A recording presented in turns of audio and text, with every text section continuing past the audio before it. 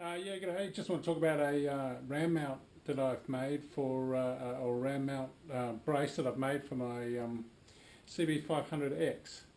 Come in, I'll give you a look. Okay, so basically we've got the RAM mount there, which comes with the GPS. But yeah, somewhere to put it was proving to be a little bit of a problem, so I come up with this. Basically, it's a stainless steel bar going straight across using all the original mounting points. So original nut and bolt and the original screen mounts. So once we've secured them properly, Loctited them, yeah, pretty good to go. It's pretty solid. Let's go around the front, have a look.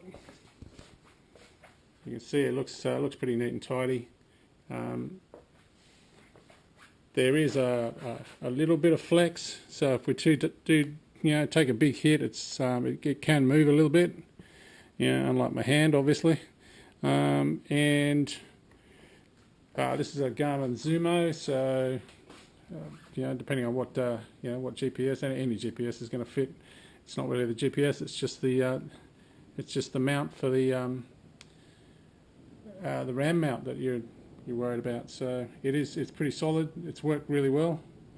I just run the power straight down, hardwired it into the bike. Yeah, we'll go get the GPS and hook it up and see what that looks like. So there you go.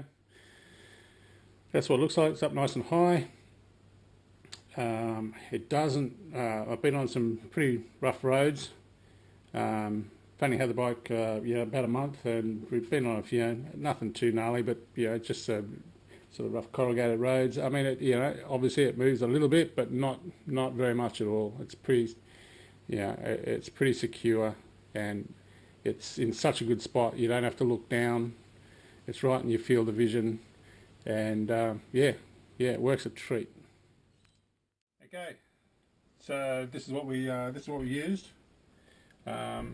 It's basically the innards from a one of those pull-out laundry lines. So I pull it apart, and yeah, it's been sitting in the workshop for a little while. I just had a look around and thought, yeah, that could work. So basically, it's just got a piece of plastic that goes through the middle of it. There's your tube. So you could use any sort of tube, be fine. And maybe you could just put a dowel through the middle, but definitely need something through the middle so that when you're clamping the RAM mount on, it doesn't crush it. Then all I did was, if you can see on the end there, I've just cut about halfway through on the end there, and then just crimped it down using a vise just to make a tab. The only reason I didn't use this one is because the little the tab's not quite long enough, so when you drill a hole there, I didn't think there was enough room there, so I just made the tab a bit bigger. This whole piece is about 220mm long, and about the diameter is about 15.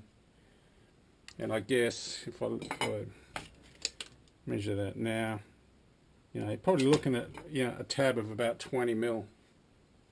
And yeah, and then you just get that angle. We'll come over to the bike. So you can see that it needs to be angled a bit. So just sort of trial and error. Just bend them back until you get the right angle.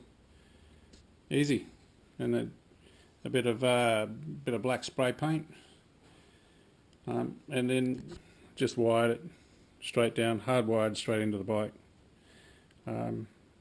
Yeah.